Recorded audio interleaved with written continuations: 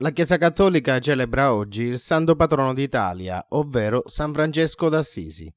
A Favara la comunità francescana celebra la solennità al convento dei frati minori Sant'Antonio con la messa mattutina presieduta da Fra Arcangelo Sciurba ed in serata alle ore 19 con la Santa Messa officiata dall'arcivescovo di Agrigento Monsignor Franco Montenegro.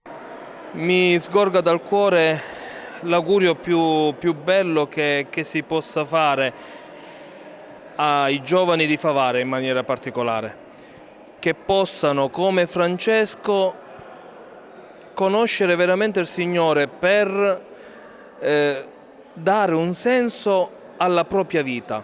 Qualche anno fa c'era una canzone di Vasco Rossi, dare un senso, nulla ha senso, invece se sei di Cristo ha un senso.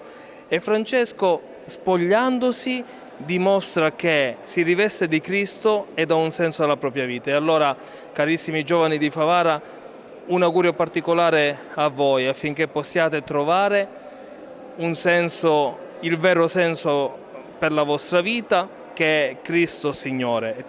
Nella giornata di ieri si è chiuso il Triduo di San Francesco, funzioni queste presiedute da Don Giuseppe Cumbo, responsabile comunità propedeutica del seminario di Agrigento.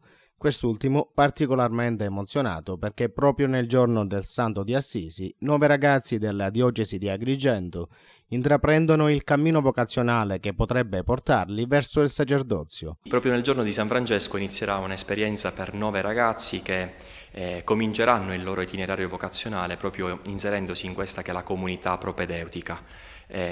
Non entrano in seminario ma iniziano quel cammino di discernimento che poi, a Dio piacendo, il prossimo anno li porterà a fare la scelta del seminario. La sera del 3 ottobre assume un significato particolare poiché si ricorda la sera della morte di San Francesco d'Assisi, avvenuta 786 anni fa. Il transito del padre francescano a Favara è stato ricordato con una processione partita dalla Chiesa Madre e conclusa al convento.